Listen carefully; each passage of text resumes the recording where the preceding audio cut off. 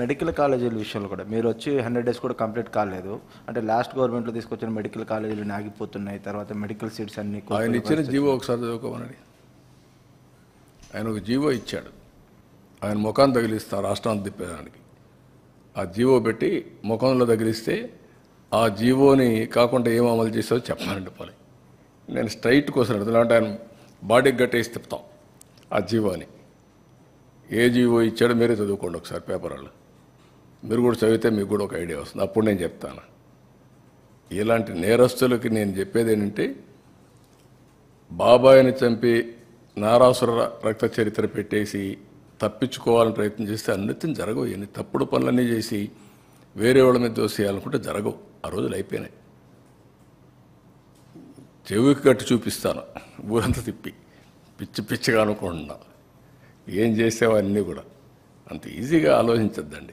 నోటుకొచ్చేట్టు మాట్లాడడం. నిన్న ఏం చేశారో అది మర్చిపోయి ఈరోజు దాని మీద వాళ్ళు విమర్శించే పరిస్థితికి వచ్చారు. ఆ జీవో ఒకసారి చదవండి. నేను చెప్పను, చెప్తే మీకు రహస్యం పోతుంది, సీక్రెట్ పోతుంది. You read that. What issued the GO in private colleges, you read that, then మాట్లాడదాం. పబ్లిక్లోకి పర్టికులర్గా ప్రభుత్వం మీద ఒక నెగిటివ్ ప్రచారం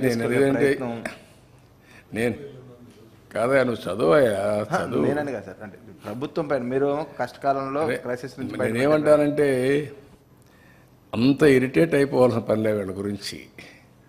ఇరిటేట్ అయిపోతే వచ్చేది కూడా ఏం లేదు. వీళ్ళు చల్లని కాసులు ఇవే చేస్తారు. నేరస్తులు ఏమంటారు, ఇదే చేస్తూ ఉంటారు. మీరు గుర్తుపెట్టుకోవాల్సింది, ప్రజాహితం కోసం కొంతమంది పనిచేస్తే ప్రజలకు ద్రోహం చేయడానికి కొంతమంది పనిచేస్తూ ఉంటారు. ఇప్పుడు కాదు, కలియుగంలో కాదు, త్రేతాయుగంలో కూడా చూసాం, ద్వాపరయుగంలో కూడా చూసాం. ఆ రోజు కూడా యజ్ఞాలు చేసేవాళ్ళు రాజులు, రాక్షసులు వచ్చి చెడగొట్టేవాళ్ళు. రాక్షసుల మీద పోరాడుతూ యజ్ఞాలు చేసే పరిస్థితి ఇప్పుడంతే.